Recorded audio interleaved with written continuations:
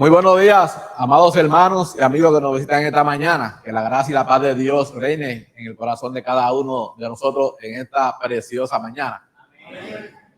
Doy gracias a mi Dios por la oportunidad que me ha dado de estar aquí de pie, presente entre ustedes y ante la presencia de Él. Antes de comenzar con la exhortación, quisiera que me acompañaran en una oración al Padre Celestial. Oremos. Padre Celestial, doy honra, gloria y alabanza a su nombre, porque usted es digno de toda honra, gloria y alabanza.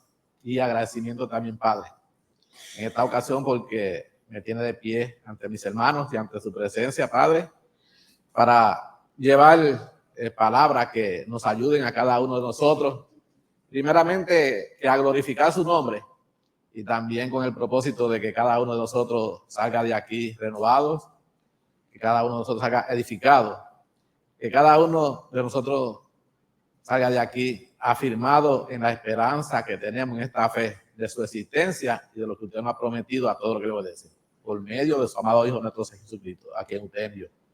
A Él sea honra y gloria por los siglos de los siglos. Amén. Amén. En esta mañana le doy la gracia primeramente a mi Dios y luego al hermano Saldina que me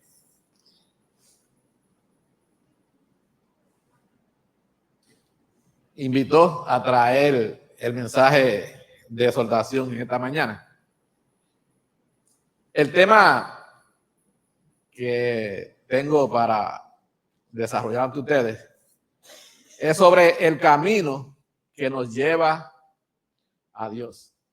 Si se fijaron en el cántico que trajo el hermano Noel, hablaba de un camino que Dios ha proveído para nosotros, un camino que nos lleve hacia Él y que de esa manera nosotros cumplamos su voluntad.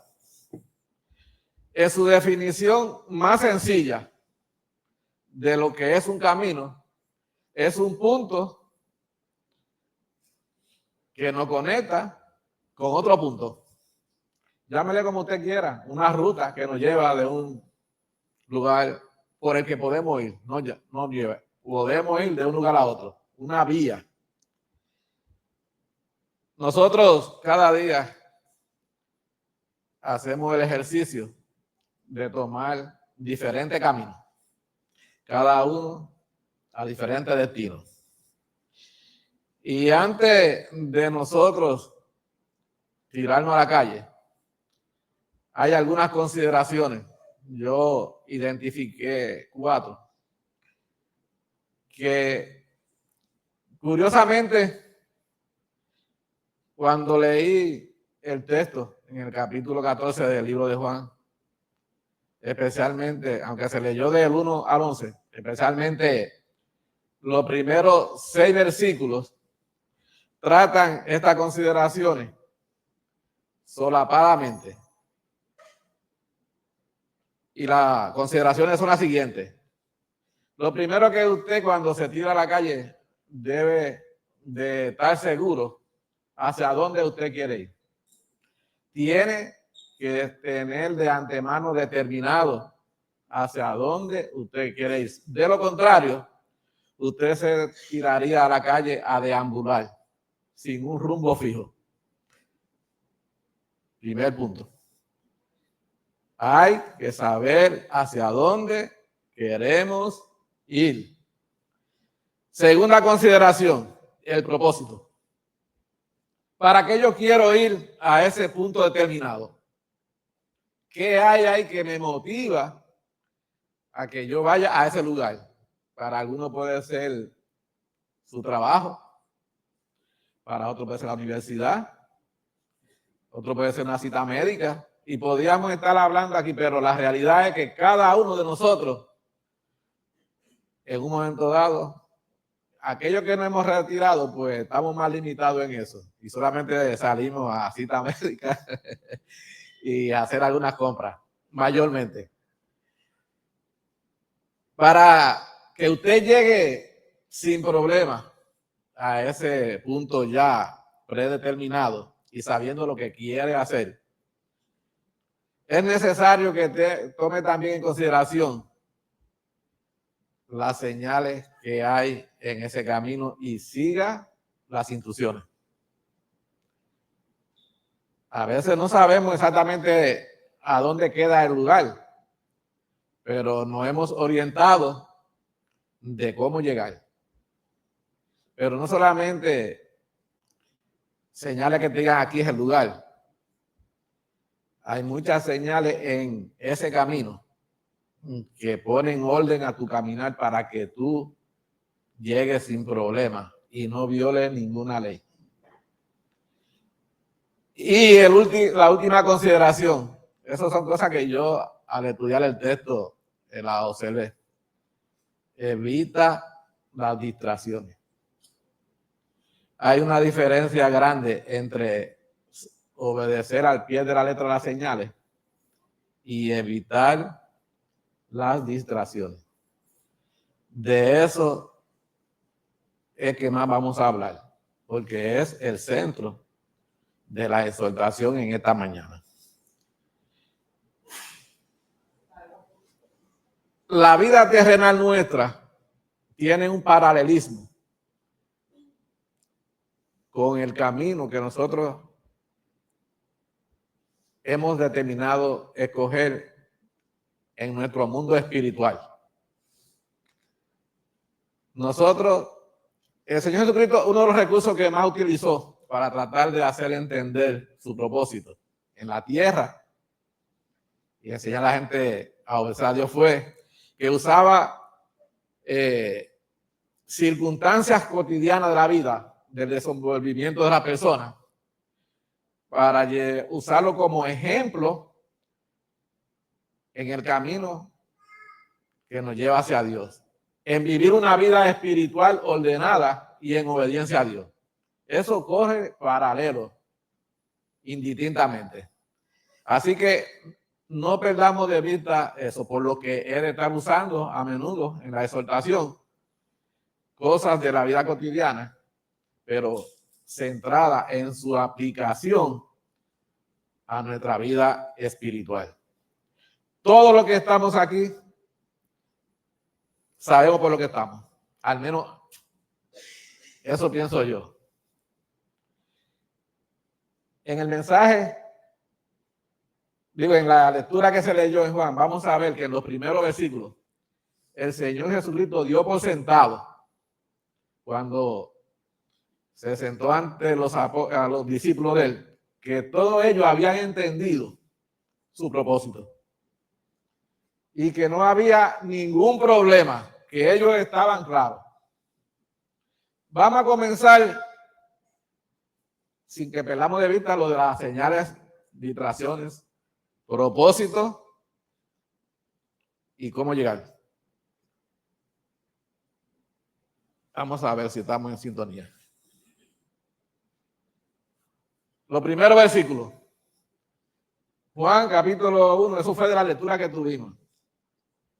Del 1 al 3. Dice, no se turbe vuestro corazón. ¿Creéis en Dios? Creed también en mí. En la casa de mi Padre muchas moradas hay. Si así no fuera, yo os lo hubiera dicho. Y entonces aquí está una afirmación. Voy pues a preparar lugar para vosotros. Y si me fuere y os prepararé lugar, vendré otra vez y os tomaré a mí mismo para que donde yo estoy, vosotros también estéis. Eso ahí está perfecto. El Señor Jesucristo está en el momento anterior a ser entregado. Había cumplido a cabalidad su función aquí en la tierra. Le había hablado, predicado, obrado, mostrado su integridad y lealtad a Dios, cuáles eran sus prioridades y cuál era su función aquí en la tierra. Prioridad, hacer la voluntad de Dios. Su propósito en la tierra, llevar a muchas almas a salvación por medio de su ejemplo de vida, su sacrificio y su ofrecimiento de vida eterna. Ahí están varios de los propósitos. Si seguimos. El Señor había dado por sentado que todo eso que él había estado tratando con ellos durante 3 años, ya era el momento de él partir y que los discípulos lo habían entendido a perfección y que no habría ninguna duda en ello. Primera observación. Nosotros hemos entendido realmente la obra de Cristo. ¿A qué vino? ¿Y por qué lo seguimos? Porque los discípulos lo estuvieron siguiendo todo el tiempo. Hermano, a veces uno se encuentra en discusiones y no lo veamos desde el micro aquí entre nosotros. Estoy hablando del mundo en términos generales también.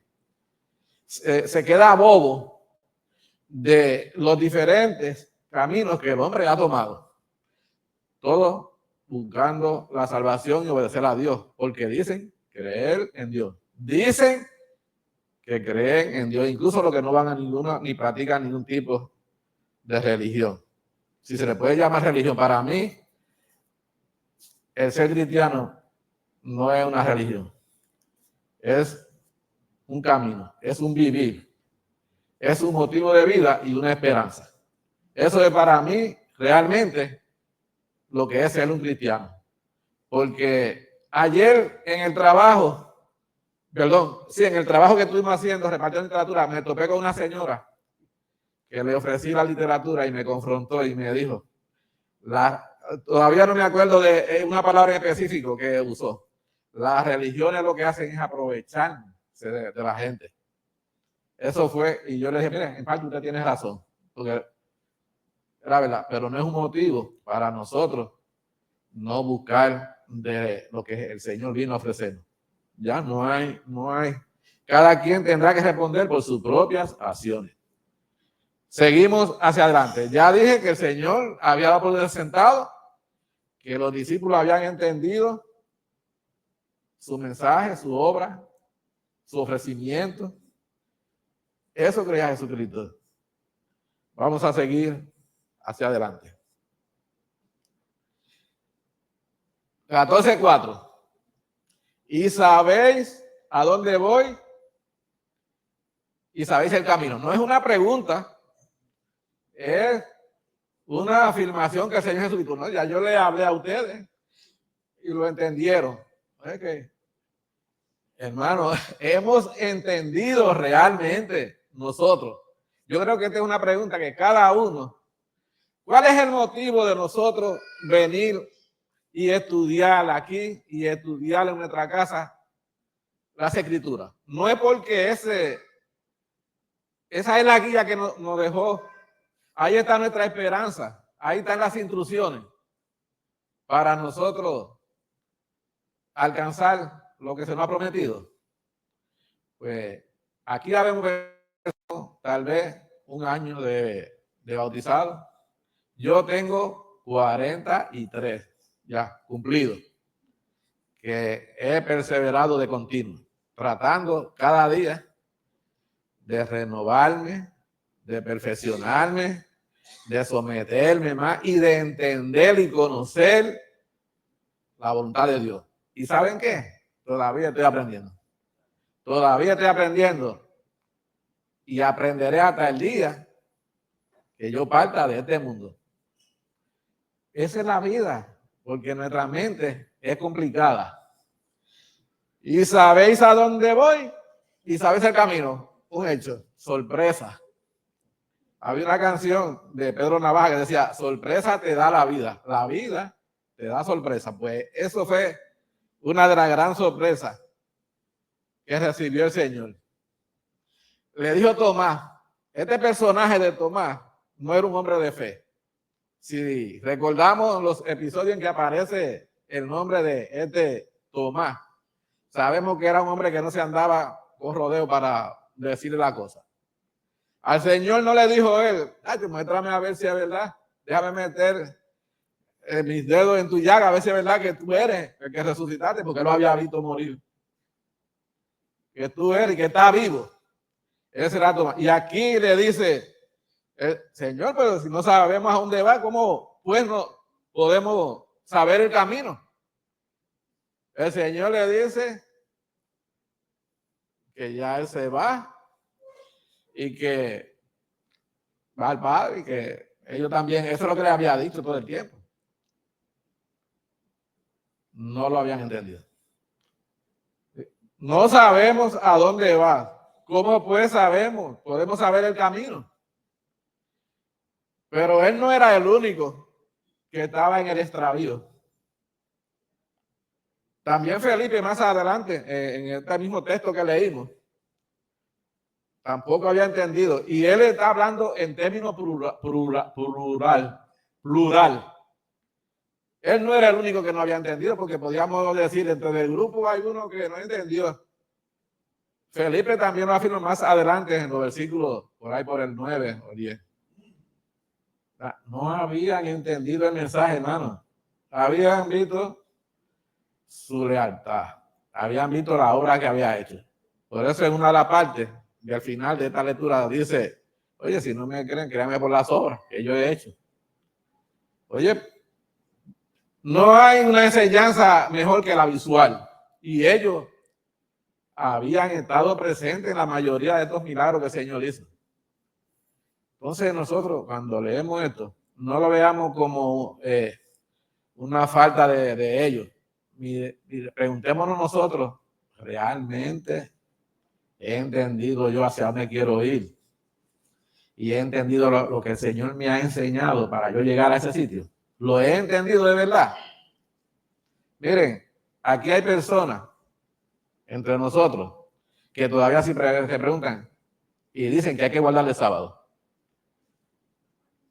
No estoy hablando de por decisión propia, porque yo quiero hacerlo. Estoy hablando de que la Biblia exige que para como requisito de salvación que se guarde el sábado. Y puedo decirles otras cosas más. He oído en comentarios, en estudios, que si realmente es importante bautizarse. A veces uno se lleva sorpresa, hermano, pero voy a seguir. Ya estamos aquí claros de que ellos dicen que no saben llegar como a ese destino. Vamos a ver la respuesta del maestro. Versículo 5. Jesús les dijo,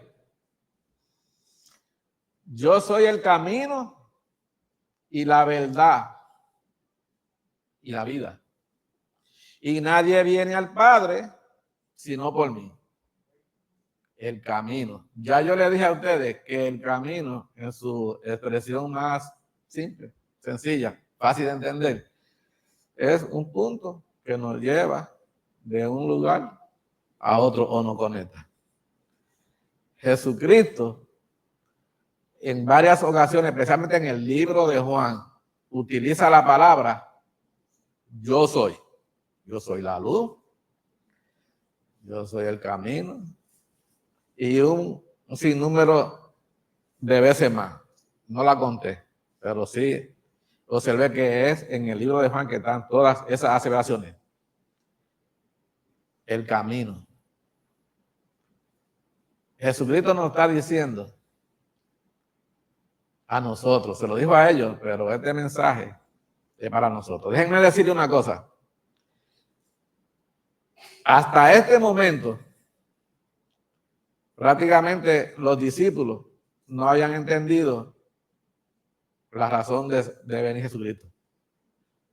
Pero para que no tengamos duda, estos mismos discípulos luego más tarde recibieron con poder el Espíritu Santo, el cual, según la misma promesa del Señor Jesucristo, lo ibas a guiar a toda la verdad y a toda justicia y a entender todas las cosas que en ese momento todavía el Señor Jesucristo no le había aclarado.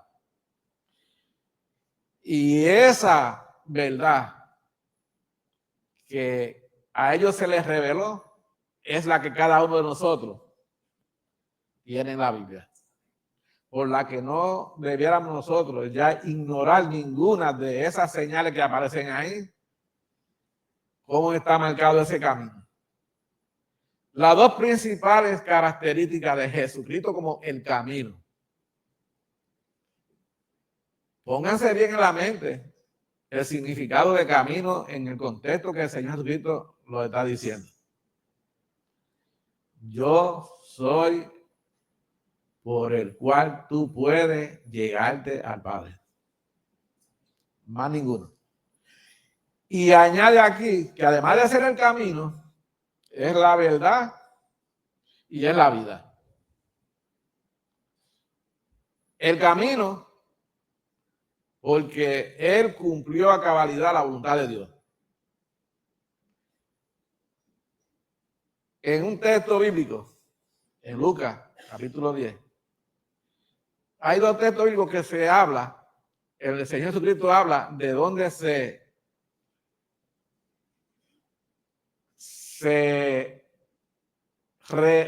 reduce a esos dos mandamientos realmente lo que Dios quiere de nosotros. Y yo no voy a buscar la lectura simplemente porque es tan conocido ambos textos. Dice el Señor que la ley se encierra en dos prácticas. En dos prácticas. No es en que Dios lo crea o lo entienda, practicarlo. Amar a Dios sobre todas las cosas, lo que conlleva obedecer sus mandamientos. Sobre todas las cosas. Y no pierdan de vista las distracciones. Que a eso vamos a matarle, pero esto va atado. Y lo otro es amar al prójimo como a ti mismo. Y ambas cosas Jesucristo la cumplió. De esa manera, él se convierte en el camino. Dios dijo, este es mi hijo amado en quien tengo complacencia, a él oí. Dios sabía que su hijo iba a cabalidad a cumplir la misión que le fue encomendada. A él oí. Dios sabía que él iba a obrar en amor hacia el prójimo. A tal punto, y no estamos hablando de que sanó un enfermo. No estamos hablando nada más de que le dio la vista a alguien. Estamos hablando que entregó lo más preciado que tenía por amor, que fue su vida. Y que esa vida perfecta ante Dios y ante los hombres fue la ofrenda que Dios pidió. Que Dios pidió para el pago de nuestro pecado. Jesucristo no fue solamente un guía. Miren, hubieron muchos guías. Hebreos, en el capítulo 1, versículo del 1 al 3 por ahí, dice, Dios habiendo hablado en mucho tiempo y de mucha manera a nuestros padres, ahora nos habla por medio de su Hijo. Hubieron muchos guías, entre ellos Moisés, Jeremías, Samuel y toda esa lista de profetas que ustedes pueden traer a la mente. Esos fueron mero guía. ¿Guía por qué? Porque Dios daba instrucciones a través de ellos de cómo Él quería que los hombres se comportaran. Pero ninguno de ellos fue el camino. No fueron el camino. Jesucristo fue mucho más que un guía, fue el camino. Porque no solamente nos mostró el camino, sino que pagó el precio de andar en ese camino, que nos lleve hasta la presencia de Dios. Ese sacrificio abre la puerta a la presencia de Dios. Ya eso le digo que es el camino. La verdad, antes que Cristo vinieron muchos, incluso los judíos estaban esperando a un Elías. Y vinieron muchos Elías. Y a cada vez que venía un profeta destacado, ¿sabe qué? Los judíos creían que ese era el Elías que iba a venir. Y a Jesucristo le dijeron, ¿tú eres el Elías? Jesucristo era mucho más que el Elías. Por eso es que dice que Él es la verdad. Ese es el verdadero. El verdadero Elías. Y cuando habla de la vida, hermano, se trata de que nos ha dado oportunidad de vida nueva y vida eterna. Pero no solamente eso. Según el Padre lo resucitó a Él. Dice como primicia, dice la 1 Corintios 15, de lo que habrá de suceder con nosotros. El mismo Jesucristo nos resucitará a nosotros. Según el capítulo 11, versículos 21 y 23 por ahí del libro de Juan. Cuando le dijo a Marta, a María, una de las dos, no recordaba, le dijo, yo te resucitaré en el día postrero. ¿Tú crees esto? ¿Tú lo crees? Porque Jesucristo en sus manos tiene el poder de la vida eterna. No de esta vida pasajera tan solamente. Tiene Dios en sus manos nuestra vida, es cierto. Pero aquí se está hablando de la verdadera vida, la vida eterna. Así que yo creo que, habiendo dicho eso, no debe de haber duda. Yo le podría citar aquí, pero yo no quiero extenderme tanto. Más de 10 versículos.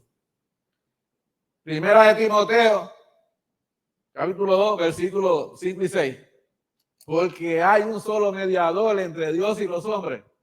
No lo tengo plasmado aquí, pero estoy mirando el reloj y no quiero pecar de extenderme mucho. Pero se lo voy a decir. No, y ustedes lo conocen. Hay un solo mediador. Hay un solo camino que nos conecta con Dios. Ese es Jesucristo, hombre. Y en ese que tenemos que poner la vista. Miren, por ahí por la calle hay gente poniendo la vista en María. Su intercesora le llaman, la reina. Hay gente poniendo la vista en Joseph Smith, de los mormones. Hay gente poniendo la vista en Mita. Y podría seguir diciendo, pero nosotros tenemos que poner la vista en que realmente es el que Dios habló. A través del Espíritu Santo, por diferentes medios, Pablo, Pedro, Lucas y todos esos. Ese es el autor y consumación de la fe. Según dice Hebreo 12, por ahí por el versículo 2 y 3, 1, 2 y 3. Ahí está lo de que pongamos la vista en Jesús en el versículo 2 del capítulo 12. Bueno, siguiendo entre la diferencia entre señales, que no voy a abundar sobre eso. Las señales son tan y tan claras que nosotros no deberíamos tener ninguna duda en dónde pararnos y dónde seguir. Jesucristo dice, y lo dice la Biblia en diferentes sitios, matar es una señal que no debemos pasarnos. Robar, mentir y muchas cosas más. Eso lo sabemos desde que éramos pequeñitos. Pero el problema está mayormente en las distracciones. Y este es el punto que yo quiero tratar. Hay dos tipos de distracciones. Las que nuestras propias debilidades nos desvían del camino. Debilidades que, como Pablo lo presenta en la 1 Corintios 10, versículo por ahí del 3 me parece. Dice, todo me es lícito, mas no todo me conviene. En esta categoría es que caen las distracciones. Miren, antes había un anuncio, de esos anuncios que habían para prevenir sobre el uso de la droga, que decía, empieza con una fumadita, luego con un cantacito. Así se empieza a hacer un adicto a la droga. Y el final, usted lo va a ver pidiendo en la luz y en la calle, ya sin vida. Que a mí es una de las cosas que me parte el corazón cuando yo veo a uno de estos jóvenes, hembras o varones, liquidados por la droga, hermano. ¿Sabe qué? Ellos empezaron con un simple cigarrito. Yo lo sé porque yo fui joven y cuando yo estuve en ese mundo, yo no viví una vida ajena a lo que vivían la mayoría de los jóvenes, sin entrar en muchos detalles. Yo sé de lo que le estoy diciendo. A veces las pequeñas distracciones se convierten en un viaje sin regreso. Y por eso la Biblia está llena de ejemplos de casos de distracciones que causaron grandes malas consecuencias. David fue marcado su vida por una pequeña distracción. David, como cualquier hombre que vea a una mujer desnuda, un hombre que sea hombre, le va a llamar la atención.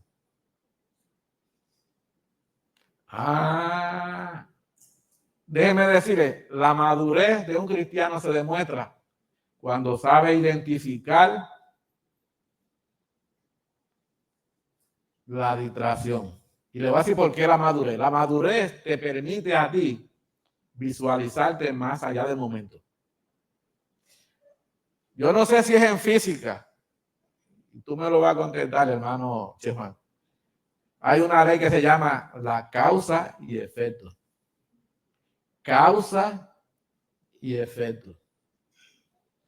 En David se cumplió la ley de la causa y el efecto.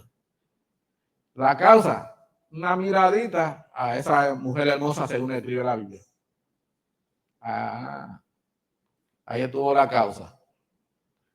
Y sabe que dio el paso que lleva de la distracción a la violación de la señal. La esposa mía, cuando vamos guiando, a veces yo veo cosas que o hemos hablado de ella o nos interesaba saber dónde estaban. Mira, y ella sigue mirando, yo miro. Sigue mirando para adelante, yo miro. Para evitar que esa distracción, sabiendo ella que yo a veces me puedo distraer muy fácil, me quitara la vista del frente. El pueblo de Israel estuvo 40 años vagando en el desierto. Porque cuando Dios lo sacó de Egipto, que era un trayecto, que Juan me dice que él ha oído decir que en mes y medio se podía ir caminando de Egipto en un mes y medio. Yo había oído que 2 meses o 3, pero el pueblo de Israel tuvo 40 años. Las distracciones tienen muchas vertientes. Yo le dije ahorita que una eran distracciones por nuestra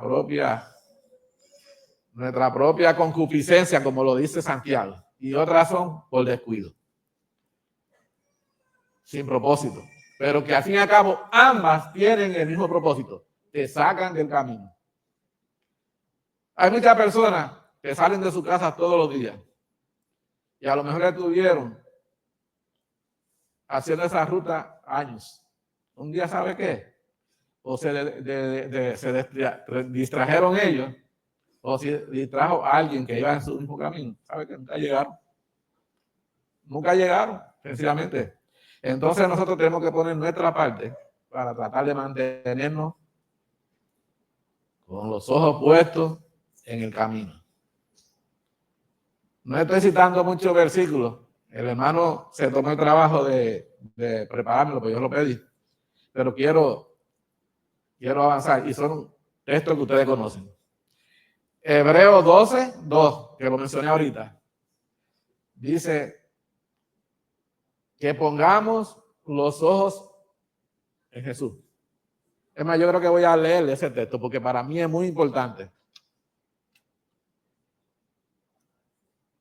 Ya hablé de la primera Timoteo 2.5, que es donde habla, que está Hebreos 12, de que no hay un mediador entre los hombres que solamente Jesús. Y aquí dice, puesto los ojos en Jesús, el autor y consumador de la fe, el cual, por el gozo puesto delante de él, sufrió la cruz, menospreciando el oprobio, o sea, la humillación y todo el sufrimiento que eso conllevó, y se sentó a la diestra del trono de Dios.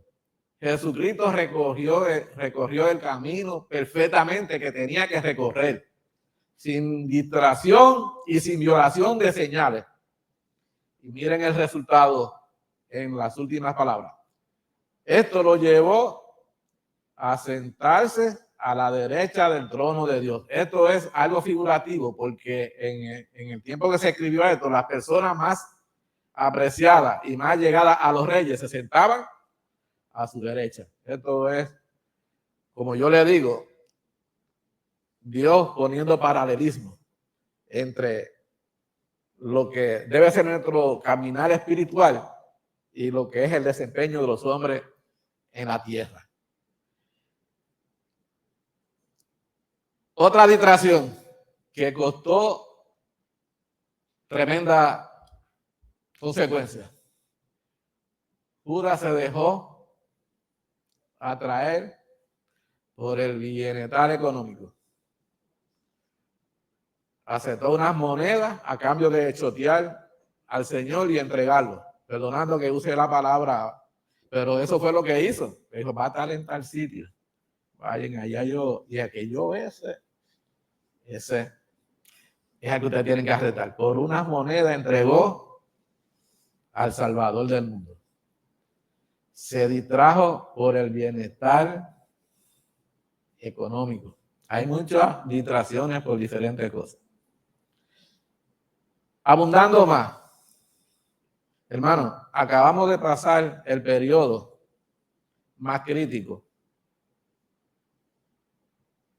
para muchos cristianos. Me refiero a las Navidades. Y las Navidades, como todas las cosas de la vida, tienen muchas distracciones. Muchas distracciones. La Navidad de por sí ni es prohibida en la Biblia, ni es una cosa que diríamos, wow, mira, ese tipo está ahí celebrando la Navidad, mira. No es como si hay alguien adulterando y eso. Chévere. Ahora, si comparamos, primeramente, volviendo a las señales, ¿qué instrucciones le dejó Jesucristo a los cristianos? A los cristianos. El mundo quiere andar como anda. A los cristianos. Que celebráramos recordándolo a Él. Un acto espiritual. Ponga al lado de lo que Jesucristo pidió que se hiciera y en el otro lado el resultado de lo que envuelve la celebración de la Navidad. En su manera más simple, ningún problema. La gente se demuestra amor, se hacen regalitos. Eso sería en su manera. Y en el otro extremo tenemos a personas que incluso ponen un nacimiento y se le arrodillan a esa estatuilla. A los Reyes Magos le hacen unos honores, todo marcado dentro de una mentira. Que ni eran reyes, ni el Señor Jesucristo se quedó niño. Chévere. Distracciones. Una fiestecita. Qué malo hay de yo ya compartir con mi compañero de trabajo, con mi familia. Pues ninguno. Ahora, miren el ejemplo de David. ¿Hasta dónde tú vas a llegar? ¿Cuánta gente sale de una fiestecita de Navidad? Aunque también salen de fiestas que no tienen que ver con la Navidad. Emborrachan. Se crean relaciones impropias. Producto mayormente de el despertar de la concupiscencia motivada por el uso del alcohol. El uso del alcohol es un inhibidor. ¿Cuántos saben aquí lo que es un inhibidor? Un inhibidor es un químico que evita los efectos de algo. El alcohol, cuando se consume, llega a un punto en que la gente pierde la vergüenza, pierden el decoro, pierden el buen comportamiento y el dominio propio. Yo aquí a nadie le voy a decir, porque yo no soy policía de nadie aquí, lo que usted puede hacer con su vida en su casa. Ahora, en esta iglesia solamente hay una celebración. Y mientras yo sea anciano, la va a seguir habiendo. Y hablé con los hermanos diáconos y también con el hermano Saldina, si teníamos el mismo sentir o no sobre ese aspecto. Y yo se lo voy a decir por qué hice esa reunión. Porque aquí nunca se habían visto en el chat de la iglesia invitaciones a celebrar,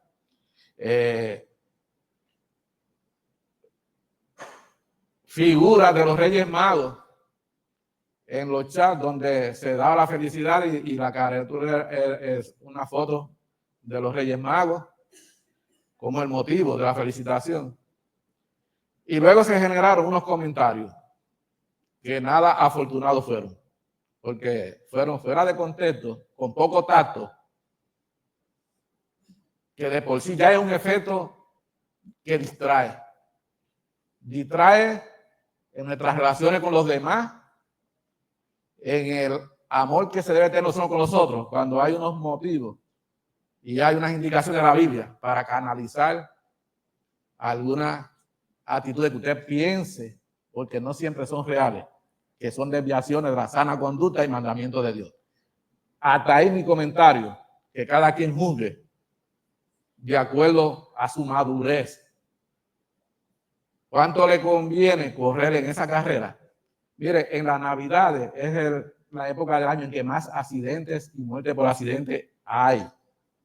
Si usted cree que eso corre paralelo con la celebración que Jesucristo pide que se haga ordenadamente, de una manera que lo recordemos con agradecimiento en nuestro corazón, pues, chévere. Ahora, policía de nadie soy. Si yo le digo a usted que si tiene un árbol en su casa, que si está en una actividad, eso no es asunto mío. Y no me vas a desviar de mi propósito, de seguirlo viendo a usted como un hermano mío, que si a lo mejor veo algo más, miren, yo te vi, yo creo que tú debes considerar entre tú y yo. Hay que mantener el nivel de relaciones dentro de los límites del amor. Así que, en parte, esa es mi exhortación. Eviten las distracciones. La lista de las distracciones es larga. Yo le estoy poniendo unos pequeños ejemplos, hermano. Para avanzar, Hebreo capítulo 2, de nuevo. Hebreo para mí, 12, perdón, mi libro favorito. Vamos a ver si es verdad. Vamos a ver si Jorge lo puso. No. Sí, tiene que haberlo puesto. Jorge, si Jorge no lo puso, pues yo lo voy. Sí, está aquí, pero lo que le pasa es que le di un poquito más adelante. Déjame ver. Yo quiero leer ese texto. Voy a leer de la Biblia. Con eso cierro el mensaje en esta mañana. De distracciones estamos hablando. Si quieres, no te preocupes, Chejo, porque la verdad es que quiero cerrar con él. Fue que le di a donde no. Ok, ahora. Gracias, chavo. No te parece que ese texto. No importa. Quiero leerlo y me voy a tomar el tiempo. Hebreo, capítulo 12. Vamos a ver si es verdad que pues, a veces me puedo equivocar. Es 2, no es 12, es 2. Ahora sí. Hebreo 2.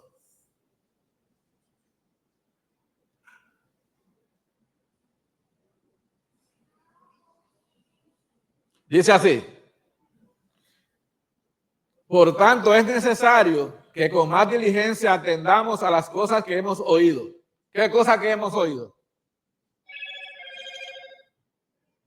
Eso fueron las notificaciones, no fue el volumen de él. Ok. ¿Qué cosas hemos oído?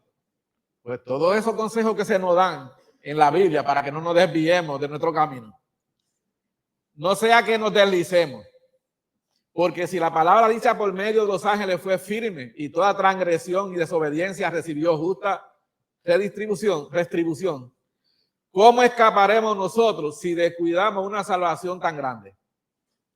la cual habiendo sido anunciada primeramente por el Señor, nos fue confirmada por los que lo oyeron.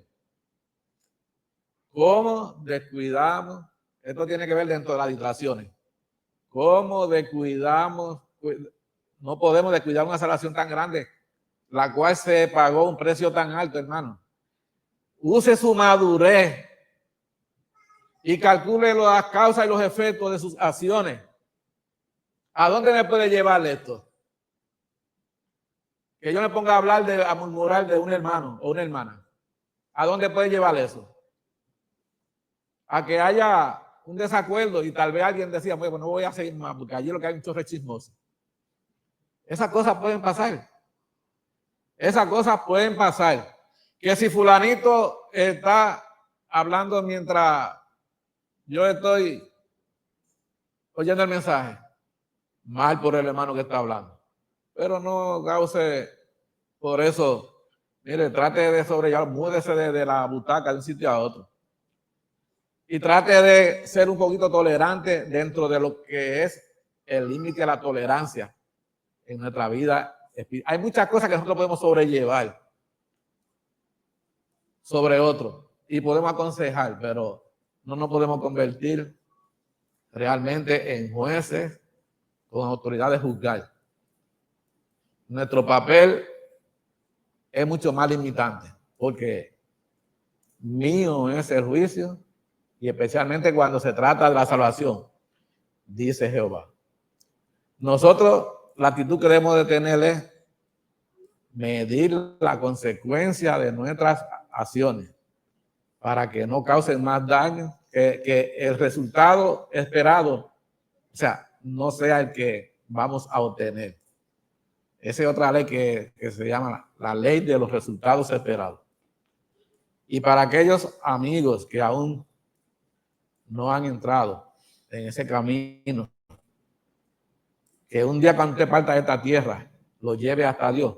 Cristo es ese camino. No hay otra forma. Él lo invita a entrar y se entra por medio de obedecer los mandamientos de Dios, ejemplarizado por el mismo Señor Jesucristo. Por eso que se llama el camino.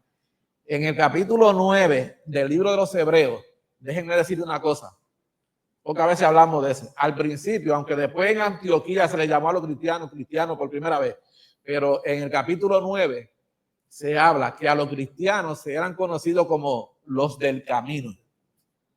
A mí me encanta ese texto. Los cristianos eran conocidos los del camino. ¿Por qué los del camino? Porque eran personas que mantenían un testimonio de un andar y de un comportamiento ejemplar, y por su comportamiento eran fácilmente identificables. A muchos eso les costó la vida. Los del camino. Yo quiero que me miren como uno, los del camino. No porque yo lo diga para jactarme, que mi comportamiento haga que muchos que me vean andar digan que se ande en el camino. Esta es una buena oportunidad para que usted entre en ese camino. Porque ese camino es Cristo.